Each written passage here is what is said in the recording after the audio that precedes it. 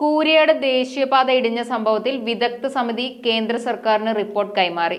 ദേശീയപാത ഇടിഞ്ഞതിൽ നിർമ്മാണ കമ്പനികൾക്ക് ഗുരുതര വീഴ്ച സംഭവിച്ചിട്ടുണ്ടെന്നാണ് റിപ്പോർട്ടിലെ കണ്ടെത്തൽ. ഇടിഞ്ഞ ഭാഗത്തെ റോഡ് പൂർണ്ണമായും പുനർനിർമ്മിക്കണമെന്ന് വിദഗ്ധ സമിതിയുടെ ശുപാർശയുണ്ട്. കൂരിയാട് ദേശീയപാതയിൽ സംരക്ഷണ ഭിത്തി അടക്കം തകർന്ന ഭാഗത്തെ 1 കിലോമീറ്റർ റോഡ് പൂർണ്ണമായും പുനർനിർമ്മിക്കണമെന്നാണ് റിപ്പോർട്ടിൽ പറയുന്നത്. പ്രദേശത്ത് റോഡ് നിർമ്മിക്കുന്നതിന് മണ്ണ് പരിശോധനയടക്കം ഫലപ്രദമായി ഒന്നും നടത്തിയിട്ടില്ലെന്ന് റിപ്പോർട്ടിലുണ്ട്. നടന്നത് നിർഭാഗ്യകരമായ സംഭവമാണെന്ന് ട്രാൻസ്പോർട്ട് സെക്രട്ടറി റിപ്പോർട്ടിൽ വ്യക്തമാക്കിയിട്ടുണ്ട്. കൂരിയാട് മേഖലകളിലെ നെൽപ്പാടങ്ങളടക്കം ആവശ്യമായ സാങ്കേതിക പരിശോധന നടത്തിയിട്ടില്ലെന്നും ഡിസൈനിൽ വൻ തകരാറുണ്ടെന്നും വിദഗ്ധ സമിതി കണ്ടെത്തിയിട്ടുണ്ട്. ദേശീയപാത ഇടിഞ്ഞു താഴ്ന്നതിന് പിന്നാലെ തന്നെ KNR കൺസ്ട്രക്ഷനെ ഡീബാർ ചെയ്തിരുന്നു. ഇതിനോടൊപ്പം പദ്ധതിയുടെ കൺസൾട്ടന്റായി പ്രവർത്തിച്ച ഹൈവേ എഞ്ചിനീയറിംഗ് കൺസൾട്ടന്റ് എന്ന കമ്പനിക്കും വിലക്കുണ്ട്. പദ്ധതിയുടെ പ്രോജക്ട് മാനേജർ M. അമർനാഥ് റെഡ്ഡിയെ സസ്പെൻഡ് ചെയ്തിരുന്നു. ഈ മാസം 19-നാണ് ദേശീയപാത 66-ന്റെ ഒരു ഭാഗം ഇടിഞ്ഞു താണത്. ദേശീയപാത ഇടിഞ്ഞ് സർവീസ് റോഡിലേക്ക് വീഴുകയായിരുന്നു. സർവീസ് റോഡ് അടക്കം തകരുകയും ചെയ്തിരുന്നു. സംഭവത്തിന് പിന്നാലെ ദേശീയപാത അതോറിറ്റി പരിശോധന നടത്തിയിരുന്നു. 3-അംഗ സംഘം സ്ഥലത്തെത്തിയാണ് പരിശോധന നടത്തിയത്. മലയാളിയായ ഡോക്ടർ ജിമ്മി തോമസ്, ഡോക്ടർ അനിൽ ദീക്ഷിത് എന്നിവരാണ് കൂരിയാട് പരിശോധന നടത്തിയത്.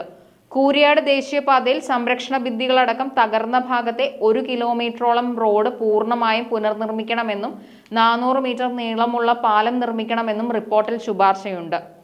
കൂരിയാട് അണ്ടർപാസിനെ വയലിന്റെ മധ്യത്തിലേക്കും അണ്ടർപാസുമായി ബന്ധിച്ച് പാലം നിർമ്മിക്കാനുമാണ് നിർദ്ദേശം. കൂരിയാട് വീണ്ടും ദേശീയപാത പൊളിഞ്ഞതായും വാർത്തകൾ പുറത്തുവരുന്നുണ്ട്. പ്രധാന റോഡിന്റെ പാർശ്വഭിത്തി തകർന്ന് സർവീസ് റോഡിലേക്ക് പതിക്കുകയായിരുന്നു. നേരത്തെ അപകടമുണ്ടായതിന് സമീപമാണ് റോഡ് തകർന്നത്. കഴിഞ്ഞ ദിവസം രാത്രിയിലാണ് ഈ തകർച്ച സംഭവിച്ചത്. കല്ലും മണ്ണുമെല്ലാം സർവീസ് റോഡിലേക്ക് വീണിട്ടുണ്ട്. സർവീസ് റോഡിൽ കൂടുതലായി വിള്ളൽ വീഴുകയും ഇത് ചെരിയുകയും ചെയ്തിട്ടുണ്ട്. സമീപത്തുള്ള പാടത്തേക്ക് സർവീസ് റോഡ് കൂടുതൽ തള്ളി നീങ്ങിയതായും കാണാൻ കഴിയും. KC വേണുഗോപാൽ അധ്യക്ഷനായ പബ്ലിക് അക്കൗണ്ട്സ് കമ്പനി യോഗം ഇന്ന് ഡൽഹിയിൽ ചേർന്നിരുന്നു.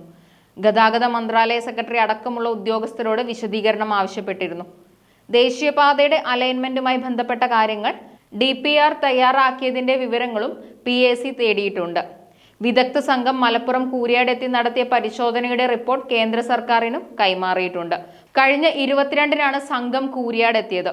കൂരിയാട് ദേശീയപാത തകർന്ന വിഷയം ഹൈക്കോടതി ഇന്ന് പരിഗണിക്കും.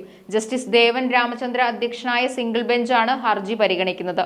വിഷയത്തിൽ ദേശീയപാത അതോറിറ്റി ഹൈക്കോടതിയിൽ റിപ്പോർട്ട് നൽകും.